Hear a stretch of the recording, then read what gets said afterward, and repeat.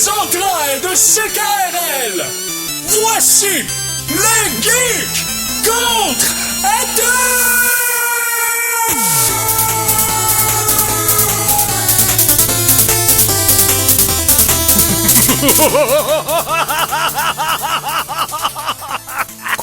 Couchez, Mikey, couchez.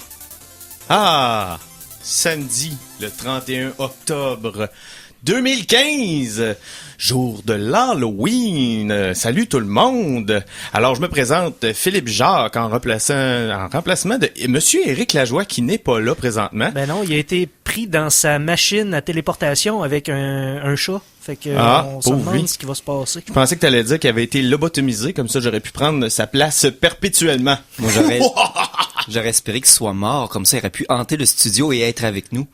Hey, mais justement, je ne serai pas seul. Je pourrais faire des jokes aussi sur le fait que c'est mon nom, puis que c'est pas mon nom, puis que je l'ai pas choisi. Mais je ne le ferai pas, et je ne serai pas seul. Je vais être accompagné du co-animateur extraordinaire Simon Boucher. Bonjour, Monsieur Jacques. Bonjour. Je vais parler sensuellement aujourd'hui. À mes côtés, j'ai également l'illustre chroniqueur scientifique Jean-Philippe Vachon. Hey, salut! Ça faisait longtemps, on est content de te voir. Et bien sûr, derrière la console, on le garde en sécurité, notre Mikey national. Michel Ghost, pour l'occasion. Ben, coudonc, ça commence comme ça, nous autres. Et sais-tu comment ça continue? Oui, je sais. Comme ça. Vas-y donc. Pour apprécier les meilleures sources d'informations, vous devez vous exposer au pire. Voici les Geektualités. Monsieur de la boucherie. Oui. Il s'est passé des choses dans l'actualité geek cette semaine. Est-ce que tu es capable de nous en tenir un beau résumé? Je vais vous en parler de quelques-unes parce qu'il s'est passé plein de choses. Bon, premièrement, dans les dernières années, j'en ai parlé très souvent, la montée du divertissement, mais des émissions de télévision ou de films par des entreprises qui ne sont pas classiquement de diffusion. Donc, il y a Netflix, il y a Yahoo, Amazon qui ont commencé à produire des séries parce que tout le monde veut prendre le futur qui est le divertissement sur demande en ligne plutôt qu'une vieille boîte de câble qui est en train de se réinventer, mais pour l'instant, elle est très loin derrière. Mais ça marche pas toujours bien. Il y a eu des séries qui sont arrivées, qui sont bonnes, moins bonnes, mais même avec des bonnes séries, certains postes ont de la misère. Yahoo qui ont de la misère dans tout. Ça fait longtemps le dernier coup qu'ils n'ont pas eu de la misère, Yahoo. Je pense que ça remonte à 96. Je sais pas c'est quand la dernière fois que je disais Yahoo vient de faire un bon coup. Mais bon, probablement parce que quand ils ont racheté la série Community, mais dans l'année dernière, leur division télévision, émission, on pourrait dire, parce que télévision, je suis un petit peu un anachronisme, ont perdu 42 millions de dollars. Ouf. Dans le fond, ils ont dépensé beaucoup d'argent à essayer d'aller où la POC était présentement. Ils n'ont pas la visibilité qu'ils ont déjà eue. Ils ont perdu beaucoup d'argent. Puis même pour mettre encore plus de sel sur la plaie de Yahoo, on va continuer. Ils viennent d'entrer dans un partenariat pour pouvoir afficher les résultats de recherche de Google. OK. Donc, le peu d'engins de recherche qui restent chez Yahoo maintenant affiche les résultats de quelqu'un d'autre. Ah oui. Donc, je pensais que ça faisait longtemps que c'était comme ça. Oui, mais ils ont eu Bing, mais là, il était tanné d'être associé avec les mauvais. Fait que là, il dit, OK, on va aller avec Google. Mais il reste plus grand-chose. J'ai une question pour toi, Simon. Oui. Est-ce qu'Alta Vista survit toujours? J'en ai parlé l'autre fois. Alta Vista ont fait récemment un appareil portable dans le style d'une montre intelligente ou quelque chose du genre. Je pense que c'est un bracelet intelligent pour les bracelets sportifs. Mais oui, ils existent toujours et ils ne font absolument pas ce qu'ils faisaient à l'époque. Cependant, Caramel est toujours mort. Alors, si vous êtes chez Alta Vista, on vous salue. Et on vous aime. T'as d'autres choses, Simon? Oui, on va continuer à parler un petit peu de business parce que c'est l'argent qui fait tourner le monde et non pas la rotation des astres. Tout à fait. Moi, je pense que Jean-Philippe Vachon est là pour te dire le contraire, mais bon. Je vais m'en tenir. C'est ça. Sony, nos grands amis japonais, pour une fois, on recommençait à avoir un peu plus de profit, mais... En vendant des assurances encore? Oui, la division assurance de Sony va super bien, mais dans l'électronique. Ah, OK. Leur division de cellulaire, c'est un trou de perte d'argent sans fin, mais il leur reste deux choses de payantes. la PlayStation, qui à cause de la PlayStation 4, ont réussi à faire un profit plus haut que dans le passé. Et aussi, ils continuent à faire de l'argent, à faire des senseurs de caméra pour les iPhones. Fait que, honnêtement, le problème de Sony, je pense qu'ils devraient arrêter de tout faire, puis focusser sur les bonnes choses, mais bon, ils aiment ça, on dirait, toucher à tout. Moi aussi, j'aime ça toucher à tout. Ils devraient faire un Sega d'eux-mêmes, peut-être. Mais bon. Oh oui, parlant de Sega d'eux-mêmes. Oh, t'as une nouvelle là-dessus? Oui, parlant de Sega d'eux-mêmes. Non, indirectement. Nintendo. Il avait annoncé récemment qu'il allait sortir cette année un premier jeu de téléphone intelligent pour mobile, effectivement. Eh bien, c'est repoussé en 2016. Oui. Et 2, c'est pas vraiment un jeu. Ça s'appelle Miitomo. Dans le fond, ceux qui ont déjà une console Nintendo depuis la Wii, vous savez que les Mi, qui sont une genre de petite représentation de toi digital un peu tout croche, que tu peux créer pour toi et tes amis. Donc, jouer à certains jeux en jouant avec toi, c'est bien cute. Mais Miitomo, c'est un logiciel de chat en ligne par téléphone en utilisant ton Mi. OK. Fait que c'est un très gros jeu venant de Nintendo. C'est pas ce que tout le monde s'attendait qu'il fasse pas, et voilà. Oui, mais Nintendo, dans les jeux mobiles, il va sortir Pokémon Go, là. Pokémon Go, c'est un... Est-ce que oui, mais c'est où ça? On a eu des vidéos qui étaient des concepts, mais pas des vidéos exactement. 2016, ça va sortir en 2016. Ouais, à fin 2016, mais on ne s'est pas rendu là. Cette année, il était supposé en sortir un. Ce qu'ils ont sorti, c'est un logiciel de chat qui va être repoussé à l'année prochaine. Logiciel de chat, comme si on n'en avait pas déjà 3 500 000. Mais est-ce que j'ai vu, faut pas que tu t'occupes de ton Mi aussi comme un peu comme un Tamagotchi ou les Sims, genre? Pas ma connaissance. Okay. Ça a l'air d'être vraiment uniquement une application, une plateforme. Tu peux chatter avec ton avatar et faire que entre tous tes avatars parlent à d'autres avatars, puis que ce soit bien le fun. Ouais, c'est bien ça. Autre chose, Simon? On peut continuer à parler un petit peu de jeux vidéo indirectement. Je sais pas si vous vous rappelez, il y a quelques années, le développeur CCP, qui eux ont fait la série EVE Online, qui est un jeu dans l'espace où ce que tu gères des feuilles Excel. On avait obtenu la licence de White Wolf pour faire un White Wolf, qui sont les jeux de table incluant la série bien classique Vampire, etc. Oui. Pour faire un jeu en ligne persistant sur les propriétés White Wolf, et finalement le jeu a été tué. Bonne nouvelle, la licence a été rachetée par un autre développeur, donc des nouveaux jeux dans la franchise des vampires, Werewolf, Mage vont pouvoir voir le jour. Éventuellement de la main du développeur suédois Paradox. Donc avec un peu de chance, ils vont pouvoir avoir de quoi, parce que là CCP était assis là-dessus puis ils faisaient rien parce que ils focus juste dans leur simulation d'échange de matériel de l'espace nommé EVE Online. Je me rappelle du temps où oui, j'ai déjà vu quelqu'un jouer à Vampire the Masquerade à l'ordinateur. Oui, ça avait l'air bon. Ça avait l'air d'un bon jeu. C'est un jeu extrêmement buggé, mais qui a une écriture très bonne. Si vous choisissez les vampires, j'ai oublié le clan qui est un peu fou. Les Malkavians. Les Malkavians. Les options de dialogue n'ont aucun sens. Ils ont très bien respecté ça. Si vous étiez justement un Nosferatu qui était très laid, souvent les gens t'aient repoussé, puis tu peux pas faire certaines quêtes parce que les gens te font pas assez confiance parce que t'es dégoûtant. Donc, il avait très bien respecté le matériel original. Sinon, faites comme moi.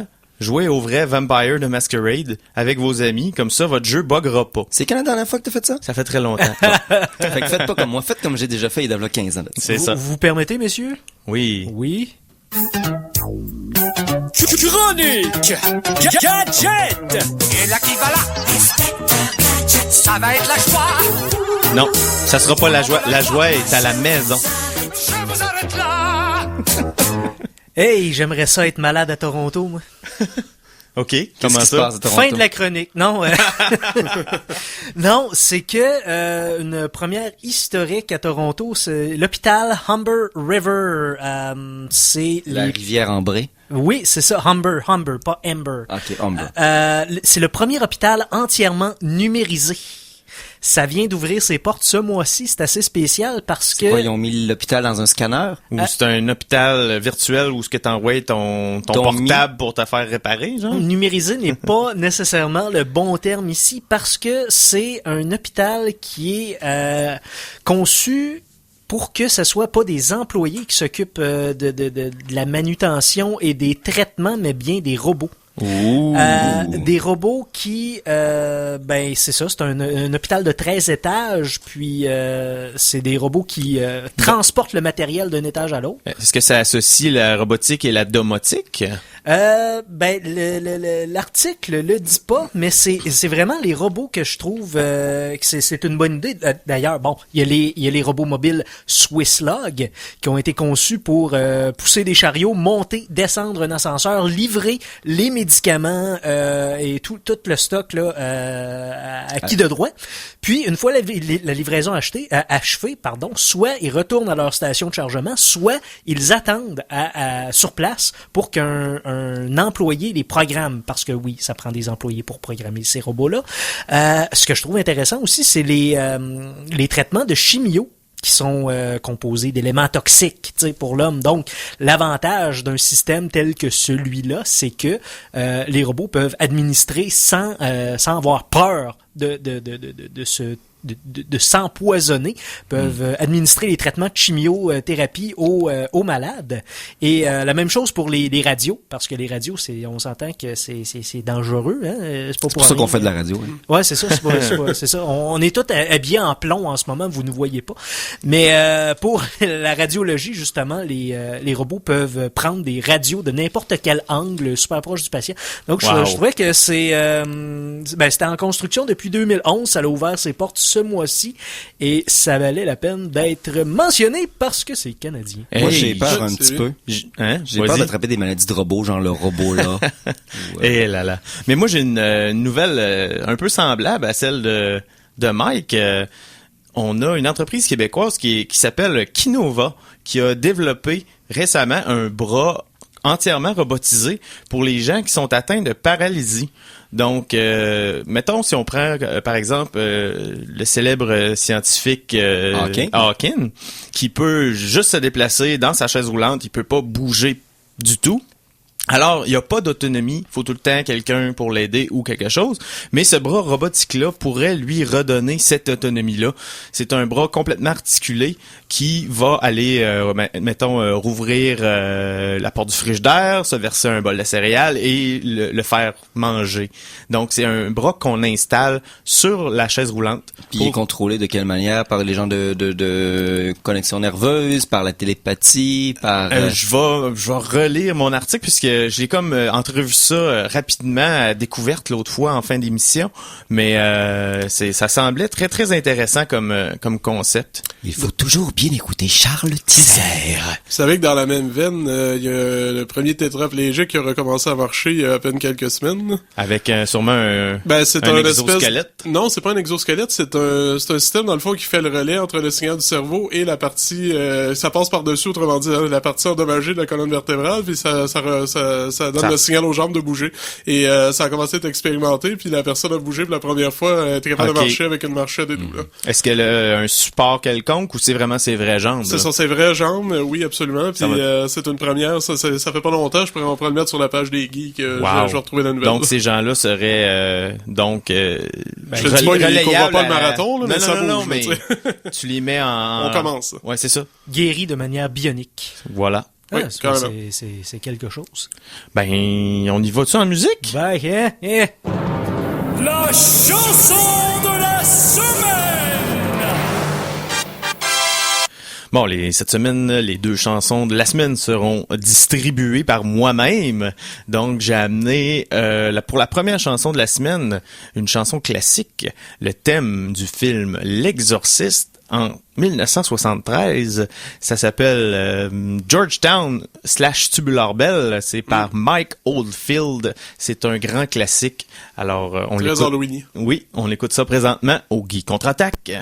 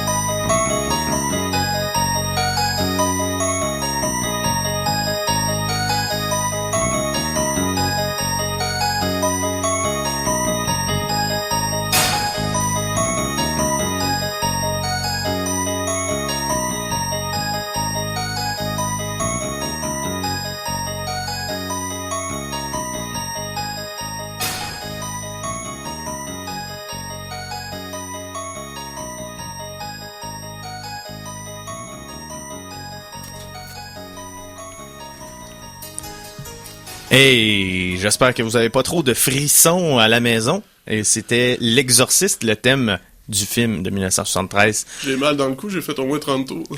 Ouais, faire ramasse ton vomi à terre, Jean-Phil, c'était un petit peu dégoûtant. Ah, moi j'aime ça. Chronique du Cosmos!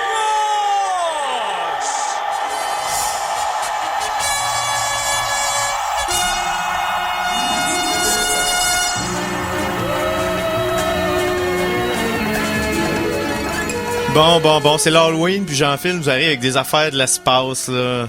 Oh ouais, c'est quoi ta chronique? On n'est pas obligé de toujours parler de l'Halloween.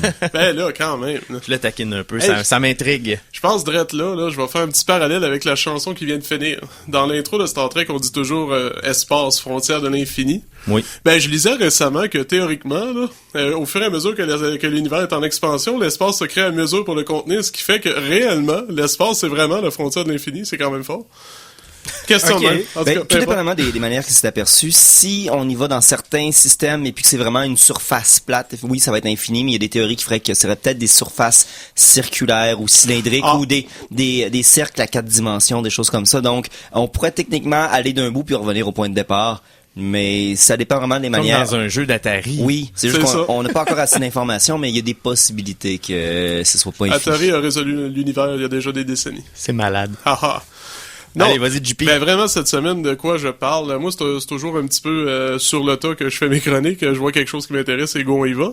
Récemment, mon sujet voilà, est le suivant, c'est que récemment, il y a des chercheurs qui travaillent sur la Lune de Saturne, Titan. On sait qu'il y a toute une espèce de chimie organique sur Titan qui ressemble à la Terre d'origine, mais en congelé, qui se sont amusés à s'imaginer, est-ce que ça serait possible, théoriquement, dans des températures de moins 180 degrés Celsius, que la vie puisse exister? Parce qu'il y a des mers sur Titan. Des mers de méthane liquide, on imagine. Là. C'est quelque chose. Tout ça pour dire qu'ils ont essayé de modéliser un type de cellule qui pourrait fonctionner, et ils en ont trouvé une. Ah oui. Vraiment, donc, qui a la même flexibilité que nos propres cellules et qui pourrait survivre dans des conditions extrêmes. Ce qui m'a donné l'idée, tu sais, souvent, on sait que les scientifiques, on parle toujours de recherche de vie de type terrestre, ce qui est raisonnable, puisque c'est la seule qu'on connaît et on sait qu'elle existe.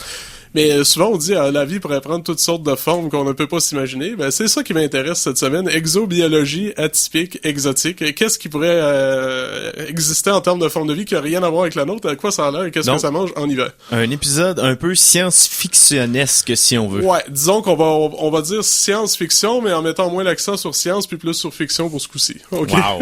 Donc, on va y C'est aller. mieux d'avoir une bonne histoire. Exactement. Non, bref, c'est un petit peu ça l'idée, tout simplement. Alors, imaginez, il y a souvent des gens qui ont tellement de mauvaise haleine qu'on dit que c'est carrément toxique. Mais imaginez si ça l'était pour vrai. Des gens tellement chaleureux qui vous brûleraient, tellement glacial que ça vous tuerait. Donc, c'est ça qu'on va explorer. Ça va être merveilleux. Wow. OK. Wow. Donc, bref, pour revenir à Saturne. Oui. Donc, finalement, les scientifiques ont baptisé leur petite cellule un azotosome. Donc, c'est une membrane, autrement dit, qui utilise une espèce de combiné d'hydrogène, d'azote et de carbone, mais qu'au lieu d'utiliser comme nos cellules à nous des couches de lipides pour fonctionner à température de l'eau, donc ça fonctionne à moins 180, tout simplement. Donc, ça part de là. Maintenant, on va explorer des choses un petit peu plus exotiques. Ouh. Avant toute chose, on va parler déjà de choses qui arrivent un petit peu moins souvent, mais qui existent pour vrai déjà, OK? OK. Donc, pour commencer, si on fait, j'en parle souvent quand j'ai dans mes chroniques, les fameuses lunes avec des océans sous la glace et ces choses-là. Oui. Donc, ça, on sait déjà qu'il existe des formes de vie sur Terre qui sont pas basées sur le soufre, mais qui utilisent le soufre à la place de l'oxygène pour, entre parenthèses, respirer, l'échange énergétique. Donc, ça, déjà là, on a plusieurs endroits dans le système solaire où ce qu'on soupçonne qu'il pourrait en avoir. Exemple, la lune Europe qu'on parle tout le temps. Peut-être même Pluton récemment où on aurait presque confirmé l'existence d'un océan d'eau liquide sous la glace. Puis aussi, j'en profite pour mettre l'accent sur une petite chose. Il y a une lune de Saturne sur laquelle il y a d'énormes geysers d'eau qu'on a déjà découvert qui semblent indiquer la présence d'eau liquide. Et Oui, au moment où je vous parle, la sonde Cassini qui est en orbite depuis 2004 autour de Saturne vient de traverser ce geyser-là. On attend les résultats dans les prochains mois en passant, voir s'il y a réellement des traces de molécules organiques et voilà. Extrêmement intéressant. Donc, on continue un petit peu plus par là.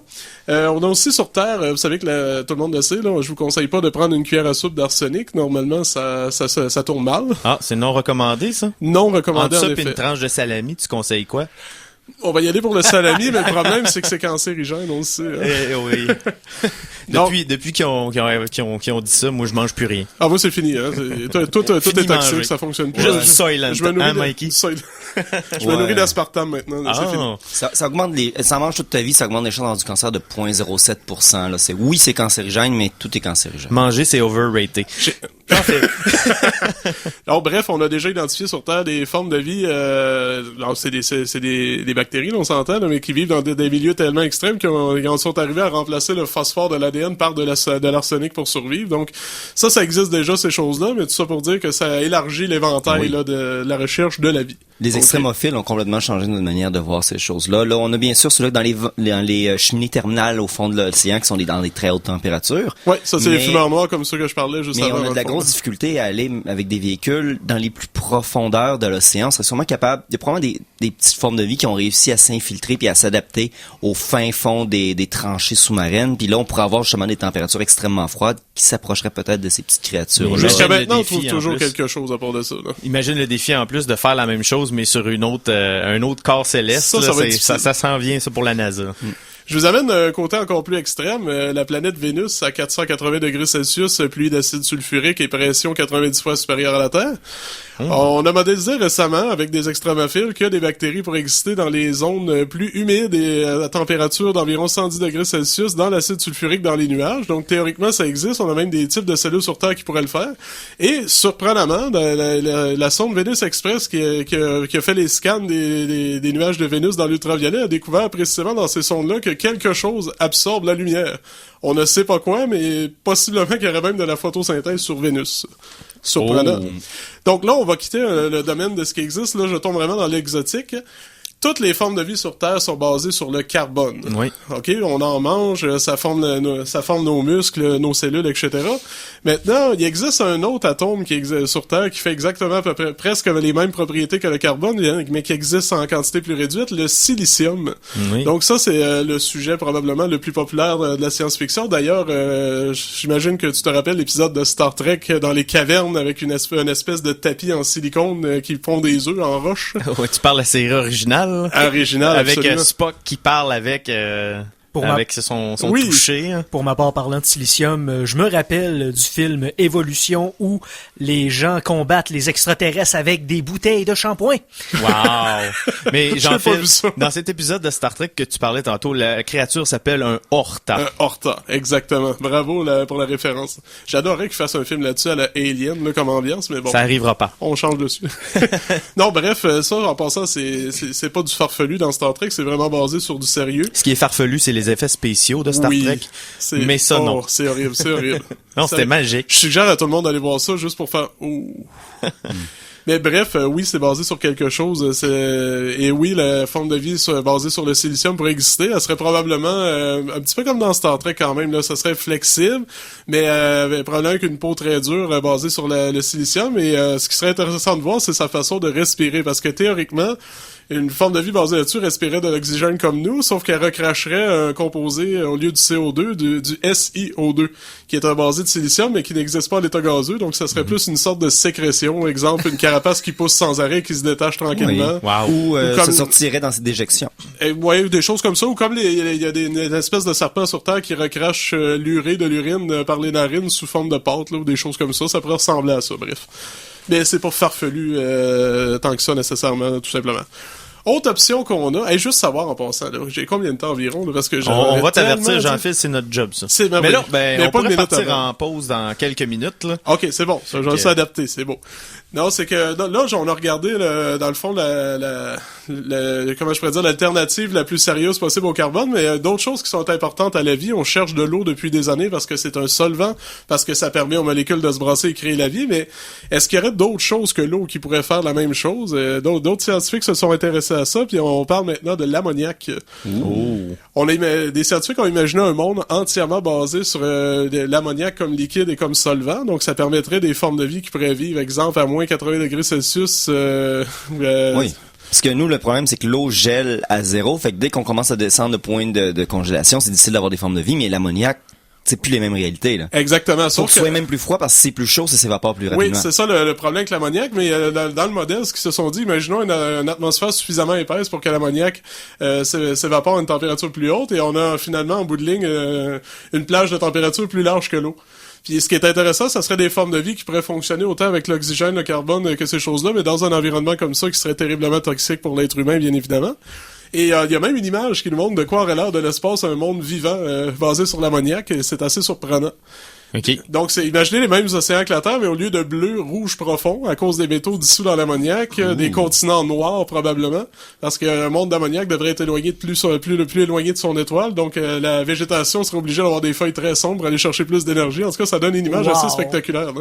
Wow. Je pourrais vous envoyer ça sur la page des geeks d'ailleurs aussi. Ben, t'as la suite pour tantôt? Oui, Au retour de la pause. Ça sera pas très long, c'est juste les vraiment plus exotiques en bas. Excellent. Donc, on continue après. Après la pause, vous aurez les choses les plus exotiques que vous pouvez pas imaginer en cet Halloween. Absolument. Alors attention, ici c'est François Pérusse et ce que vous écoutez en ce moment, c'est les Geeks contre-attaque. Fait que, watch out. À CKRL 89,1.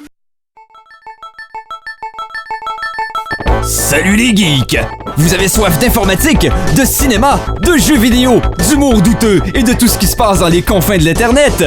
Eh bien, abreuvez-vous à la source des geeks contre-attaque, tous les samedis 14h à CKRL 89.1. Et sinon, ben, vous pouvez boire un verre d'eau, hein. C'est tout le temps un winner de s'hydrater. C'est important, l'eau dans la vie, ça... J'ai plus rien à dire, moi, là.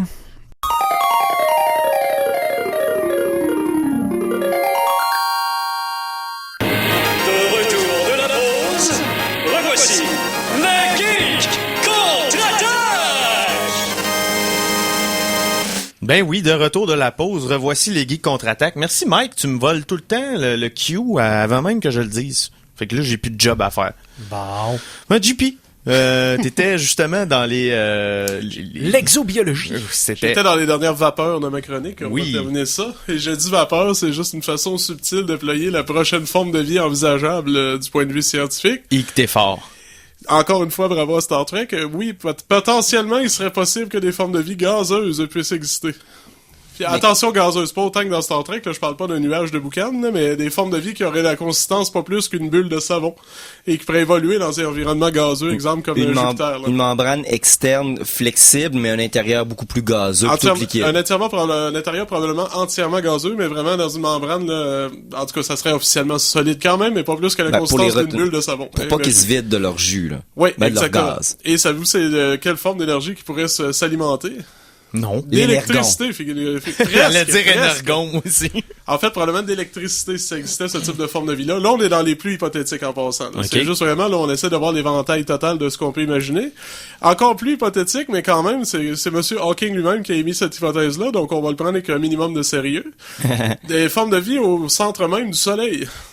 Oui, surprenant, hein, c'est que selon lui, il y a tellement de réactions chimiques qui se produisent au centre du Soleil, forcées par la pression que ces choses-là, qui pourraient carrément exister des formes de vie basées là-dessus, qui évolueraient à une vitesse tellement rapide qu'on n'aurait même pas le temps de les voir, autrement dit que leur vie durerait moins d'une fraction de seconde. Ouais, c'est ça, j'allais dire, ils existent, mais ils sont temporaires. Hein. Exactement. Ben encore là, c'est très hypothétique. Mais admettons. Oui. Et finalement, parmi les dernières, des formes de vie carrément apparues, pas sur une planète, mais dans l'espace directement, comme exemple, on en voit dans Clone Wars, dans des nébuleuses, autrement dit, là, des espèces de nuages de bactéries apparus dans des nébuleuses, de proportions vraiment en années-lumière carrément, là, qui pourraient exister, des gros essaims, des choses comme ça. Mais avec toutes les discussions d'eau salée sur Mars et tout ça, on cherche des formes de vie, des choses comme ça, mais on se limite toujours à qu'est-ce qu'on connaît, parce que c'est dur d'imaginer des formes de vie en dehors du petit peu qu'on connaît. Oui. Donc, je crois que quand on va découvrir la vie à l'extérieur, on risque d'être beaucoup plus surpris qu'on le pense.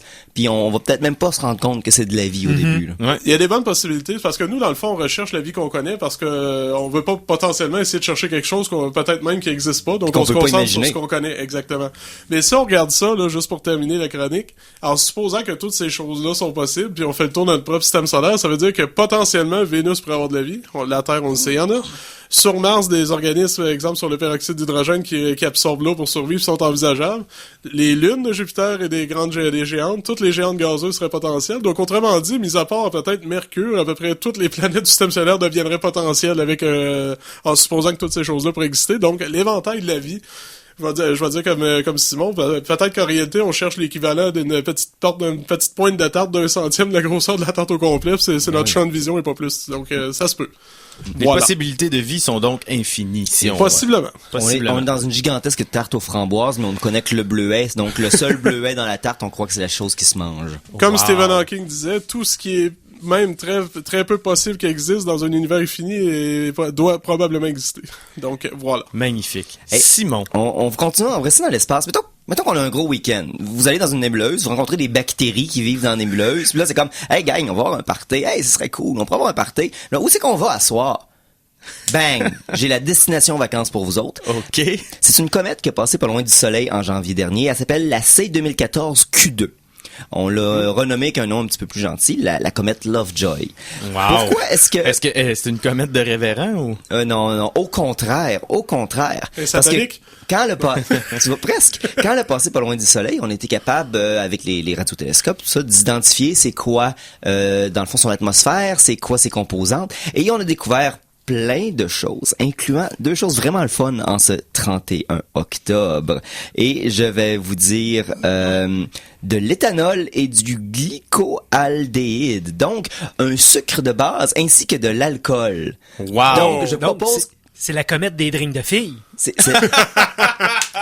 Il aurait dû l'appeler Marguerite. Et oui, voilà. Donc, on peut la faire se crasher à l'intérieur d'un gigantesque pichet de sangria et se faire une soirée de drink de filles. Mais vu que c'est une comète, elle est probablement glacée, donc en plus, elle est rafraîchissante. Fait que tout le monde, on s'en va là en fin de semaine, on se retrouve sur Lovejoy, puis on se fait des screwdrivers, puis on a du fun. C'est fantastique ce qu'il y a dans l'espace, Simon, et j'enfile. Maintenant... Ce que je peux peut-être dans l'espace. Ah, toi, là. Attends une seconde. Oui. Chronique de l'étrange. Tout à fait approprié, mon Mikey. Hey, c'est pas moi qui fais la chronique de l'étrange. Non, c'est moi qui a fait. Je vous ai amené quelque chose de très spécial pour l'Halloween. Fait que je vais y aller old school avec une petite présentation. Donc, Mikey.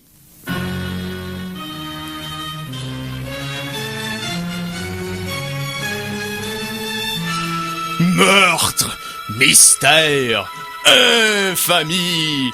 Telle est la dure réalité que votre humble serviteur vous fera découvrir pendant les prochaines minutes. Venez avec moi alors que nous découvrirons ensemble 10 lieux mystérieux de cette vieille ville qu'est Québec. Allez, suivez le guide!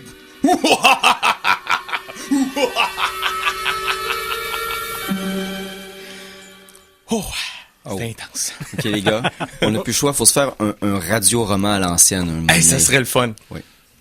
Donc, 10 lieux mystérieux que on retrouve à Québec. Si vous avez suivi la page des geeks, j'ai posté quelque chose de semblable récemment sur la page. Si vous ne suivez pas la page, allez sur Facebook, cliquez like, puis restez là, la bouche grande ouverte en bavant, c'est vraiment agréable. Et l'autre option, c'est d'écouter ce que je vais dire.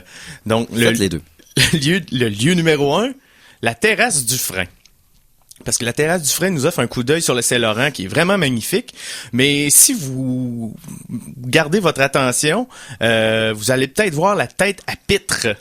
En 1840, c'est un canotier téméraire qui a osé effectuer la traversée Québec-Lévis malgré le bris des glaces. Il a été décapité, dit-on, par une de ces plaques de glace. Et on dit que sa tête réapparaît parfois par mauvais temps. Et ceux qui l'aperçoivent périront dans l'année. Ouh! Donc, méfiez-vous de la tête à pitre. Fait que la tête à pitre, c'est comme attraquer le bouquet dans un mariage. Tes jours sont comptés. En moins le fun. On espère ne pas voir cette tête-là un 1er janvier parce que là, t'as toute l'année à te demander, si bol, quand est-ce que je vais mourir. 31 décembre, c'est plus pratique. Tu sais qu'il te reste quelques instants. Ouais, c'est ça. Ouais, c'est ça. Numéro 2, on a la cour intérieure du Château Frontenac. Ouh. Parce que quand on rentre dans la cour intérieure, on par la porte cochère qui donne sur la rue Saint-Louis. La porte cachère? Cochère. OK. C'est pour les cochers. OK, pas les cacher. Non. On remarque une curieuse pierre au motif de croix scellée dans la voûte. Pourquoi qu'elle est là? On la doit à Charles Huneau de Montmagny, le premier gouverneur de la Nouvelle-France, qui était chevalier de l'Ordre du Malte. Qu'est-ce que l'Ordre du Malte? La bière. J'aimerais ça. Mais non. C'est un ordre religieux catholique hospitalier et militaire. Et c'est la continuité de l'ordre des Templiers médiéval. Il a fait graver cette croix sur le château Saint-Louis, qui est l'ancien château Frontenac, qui s'élevait à cet emplacement-là au 17e siècle. Puis Tom Hanks pourrait s'en servir pour élucider un meurtre. Pourquoi pas? Ben oui. Pourquoi pas? On reste dans le château. Ouh. Il y a des clients du château Frontenac qui affirment avoir été témoins d'apparitions étranges dans les couloirs. Il y aurait une femme vêtue d'une chemise de nuit d'un autre âge qui errait dans certaines pièces et l'âme de Louis de Buade, le comte de Frontenac lui-même, qui se manifesterait occasionnellement lorsqu'il est troublé par les travaux de réfection ou les mouvements dans l'hôtel. Non Ou seulement... encore la femme en chemise de nuit. Oui. Non seulement Peut-être. Louis de Buade, mais mon oncle déjà a été séjourné au château Frontenac et il a vu l'âme de Louis de Funès. Pour vrai? Non! Ah! Toi pis tes gags! Ouais, Et non-événement. L'âme de Louis de Funès doit être plus drôle qu'épeurant. Oui, c'est sûr. Le lieu numéro 4, on a les chutes Montmorency. C'est chez nous, ça. Peu après la conquête, la vallée du Saint-Laurent va recevoir la visite d'une créature surnaturelle qui prend parfois la forme d'une bête et parfois d'un mendiant. Le loup-garou, c'est un loup-garou qui s'est arrêté brièvement à Québec en juillet 1766. Par la suite, il va se diriger vers le Kamouraska où on va encore parler de lui l'année suivante. Et du haut du parc des Chutes Montmorency, on aurait une excellente vue générale de toute la région visitée par ce même loup-garou. Ben, c'est peut-être ça, ou juste un SDF poilu puis Affamé. Ouais, ben là, en 1766, les rumeurs prenaient des formes étranges, donc Moi, oui, je dis que c'est c'est ça. un Bigfoot. Peut-être. personnellement. Puis c'est à cause de lui que le vrai nom des chutes, c'est les chutes Montmorency. Oh. En numéro 5, direct avant la pause musicale, on a la légende du chien d'or. À proximité des escaliers de la côte de la montagne, sur le fronton de l'ancien édifice de la Poste, on retrouve un bas-relief qui comporte une gravure ainsi qu'une inscription énigmatique qui dit « Je suis un chien qui ronge l'os. En le rongeant, je prends mon repos. Un temps viendra qui n'est pas venu, que je mordrai qui m'a mordu. » C'est la plaque du chien d'or qui ronge son os en attendant son heure. C'est un poème vengeur. Est-ce qu'il a pavé la voie aux événements de 1934? Il y a eu un maître poste et quelques employés qui ont été assassinés par un ancien facteur. Ouh. Qui sait? Avec la disparition des postes, toutes ces légendes ne pourront plus arriver. Non! Fait que je vais faire... La chanson de la semaine 2! La chanson de la semaine 2, pour faire une petite transition entre mes 5 derniers événements étranges à Québec, c'est le film Le bébé de Rosemary, tiré L'épice. de l'album de Fantomas, qui est un band métal expérimental, là-dedans le drummer de Slayer. L'album s'appelle Director Scott, c'est sorti en 2001, donc on écoute ça présentement au Geek Contre-Attaque.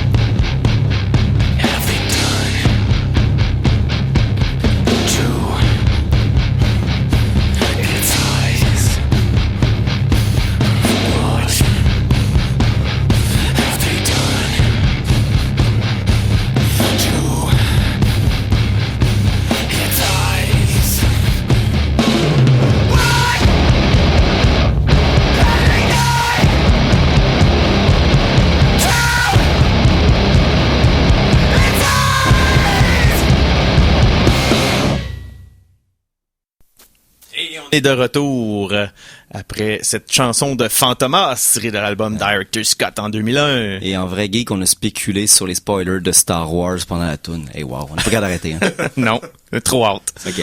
Mais là, il me reste 5 lieux étranges à visiter à Québec à faire, donc on va y aller immédiatement avec mon numéro 6. Allons-y. Là, on a le cabinet du docteur Douglas. Dans les années 1830, le docteur James Douglas pratique la médecine à Québec et afin de parfaire ses connaissances en anatomie, comme c'est d'usage à l'époque, il dissèque illégalement des cadavres humains dans sa lugubre résidence de la côte de la montagne. L'un de ses étudiants y aurait croisé un fantôme impassible. Est-ce que c'était l'esprit d'un des pauvres sujets du docteur? Et est-ce qu'ils étaient tous morts? Docteur Douglas égale Docteur Doogie? Non, je pense pas que le docteur Doogie disséquait illégalement. Ben, avec une intelligence précoce, une curiosité morbide. Peut-être des animaux. Peut-être c'est son chat domestique, on sait pas. Peut-être. En tout cas, bref. En numéro 7, on a les francs-maçons à Québec. Si vous observez bien l'édifice... Hein? Vas-y. Oui, ok. Non. Excuse-moi, je pensais que tu voulais... Non. Si vous observez bien l'édifice de 4 étages situé au 51 rue des Jardins, vous allez remarquer 2 symboles inhabituels sous la corniche de la façade, un compas et une équerre déposés sur un livre. Ces motifs-là signalent la présence d'une loge maçonnique présente dès la Nouvelle-France. La franc-maçonnerie se répand surtout après la conquête. De nombreux hommes politiques et artistes en ont fait partie. Et cet édifice-là a été construit en 1861. Si vous vous demandez pourquoi il n'y a pas de francs-maçons à Québec présentement, c'est parce que le Club Lion et le Club Rotary les ont chassés. Pendant des années, ils ont tous tué un par un. Et l'impitoyable Club Optimiste aussi. Le Club Optimiste, ça, c'est là qui tire les ficelles. Faut pas en parler à la radio. En 8e place, merci Simon. On a les pendus du Morin Center. Déjà, le Morin Center est aussi un lieu étroitement associé à la justice. C'est construit sur les fondations de la Redoute Royale, qui a servi longtemps de prison. Comme en témoignent les chaînes et les graffitis des anciennes cellules au sous-sol. Plusieurs criminels y ont été pendus juste devant la porte. Ouh. Fait que des fois, quand la porte elle ferme mal, t'as une corde de pendu qu'on pointe. Ouais, c'est ça, faut t'attendre. Ouais. En numéro 9, on a l'horrible exécution de David McLean, qui a été accusé de haute trahison le 7 juillet 1797. Il a été condamné à une peine spectaculaire. Il a d'abord été pendu, puis éviscéré, encore vivant, et enfin décapité et démembré. Son corps a été ensuite inhumé au coin des rues Richelieu et des Glacis. On dit que son spectre mutilé et confus rôde encore dans les environs. Moi, je m'attendais plus qu'une exécution spectaculaire. Ça impliquait un cerceau en feu, un lion, un trapèze puis un unicycle. Moi, je pensais que c'était y mettre une dynamite dans le corps puis attendre que ça explose, là, mais bon, c'est pas ça. Chacun sa définition du bon spectacle. Et en dernier et 10e, la cathédrale de la Sainte Trinité à Québec, c'est la cathédrale de la communauté anglicane Holy Trinity est réputée comme celle la plus hantée de la vieille capitale. Ah, parce que toutes les cathédrales sont hantées, c'est un fait, là. Ben, dans celles qui sont hantées, c'est une des plus hantées. Ok. 5 fantômes sur 6. Oui. Elle a été inaugurée en 1804, cette cathédrale-là. Elle a été la première cathédrale anglicane construite au-delà des terres britanniques. L'orgue jouerait de la musique sans que personne n'y soit assis et le fantôme d'une femme apparaît près de l'autel. On raconte que lors d'une visite en 1987, la reine Élisabeth II aurait elle-même aperçu un spectre de femme près de l'orgue qui regardait en bas de la balustrade. La légende veut que ce soit l'apparition d'une religieuse du nom d'Iris Dilas qui serait morte en 1830 après avoir été enterrée vivante. D'accord. OK, pour cet article-là, je l'avoue, je tiens à remercier Catherine Ferland et Evelyne Ferron, qui sont des historiennes qui ont fait les recherches par rapport... Ça veut dire qu'ils inventent des histoires, historiennes. Oui, tout à fait. C'est juste du fictif, mon Simon. Des spécialistes en fait vécu. Oui. Hey, il reste un petit, à peu près 2 minutes. Vous parliez parce que là, je veux savoir vos spéculations sur le nouveau le prochain Star Wars. Le prochain Star Wars. Tu nous lances là-dedans, toi. Ben, un petit peu. Ouais, oui, allez-y. Je pense qu'on peut tous se prendre 1 minute pour dire ce qu'on pense qui est arrivé à Luke. OK. Ben, Simon en premier. Ok, moi, je suis plus d'avis qu'il se cache parce qu'il est le dernier vrai Jedi/Sith de la galaxie et il est devenu trop puissant, soit physiquement ou politiquement, pour pouvoir se mêler de quoi que ce soit, fait qu'il préfère simplement devenir en exil dans un coin sombre à la Yoda. Pour vous mettre en contexte, parce que là, je fais du backtracking, parce que là, on se lance là-dedans, là, mais c'est parce que dans le nouveau trailer de Star Wars, aucune trace de Luke Skywalker, et sur l'affiche non plus. Donc, les spéculations vont bon train sur Internet. JJ a dit qu'il y avait une raison pourquoi on le voyait pas. Eh oui, ben c'est sûr qu'il y a une raison. Jean-Phil, c'est quoi ta raison? Ma raison, c'est que il y en a deux. Luke se cache, oui, parce qu'il est un danger pour les siens, parce que l'Empire a survécu et a continué et qu'il est une cible permanente, et qu'il veut recréer l'ordre Jedi en cachette. Et l'autre raison, c'est que je pense que Luke a été cloné, et que le méga méchant du nouveau film, en dehors de celui qu'on voit, celui qui est en haut de lui, ça pourrait être potentiellement un clone de Luke Skywalker ou quelque chose comme ça. Comme donc, dans les livres de Timothy Ren, Zahn. on parle de Kylo Ren. L'autre en arrière de lui, le plus Euh, Parce que c'est comme moi- ça dans les livres de Timothy Zahn, Oui. la trilogie qui n'existe plus est bafouée vers Disney. Là. Tant qu'à moi, je crois que Luke lui-même fera un détour par le côté obscur, mais pour les bonnes raisons, pour détruire l'ordre, le nouvel ordre de l'intérieur, et pour ensuite revenir au côté lumineux, un peu comme on l'a vu dans la série comique Dark Empire. C'était très bien. Le clone dans cette série-là, c'est un clone de l'empereur Palpatine. Je n'exclus pas cette possibilité. Je fais ça en 10 secondes rapides, mais dans les audiobooks qui servent de prequel au nouveau film, j'ai lu ça rapidement, c'est que pendant un certain temps, un des personnages contacte le chef suprême du nouvel empire et c'est la tourne de l'empereur qui joue. Je sais pas si c'est volontaire ou c'est voulu, mais voilà. Je n'exclus pas la possibilité de voir Monsieur Ian McDiarmid reprendre son rôle éventuellement. Moi, j'adore ça personnellement. Le personnage, là, avec la lightsaber, avec la garde laser. Ouais, ça fait Kylo Ren. Ah, ok, il y a un nom, donc on sait que c'est pas Kylo Luke. Ren. Ouais. Ah, C'est une groupie de Darth Vader. Selon Ah, plusieurs, ce serait le fils de Han Solo et de Leia, mais ça, je sais pas si c'est vrai. En tout cas, moi je dis que Des Luke. tonnes de rumeurs. Il y en a beaucoup de rumeurs. Le problème, c'est qu'à cause de tout l'univers étendu, on applique des vieilles informations à du nouveau stock, puis on est tous mélangés. Hey, je suis en train d'écouter la série Rebelle qui est justement en ondes présentement, et ce qui est le fun d'avoir, c'est toutes les références à l'ancien univers qui est supposé être défaite mais qui revient. En tout cas, c'est super malade. Écoutez ça. L'émission est déjà terminée. C'était excellent. Merci Simon d'avoir été là. Je vais continuer à hanter le studio. Merci Jean-Phil d'avoir été là. J'ai adoré ça. Merci Mikey, surtout de nous avoir mis en onde. Je vais aller secourir Eric qui est pris dans son téléporteur. Puis c'est ça. Puis je me remercie moi-même, puis on se revoit On te la remercie. semaine prochaine. Même bat chaîne, même bat heure. Salut les geeks!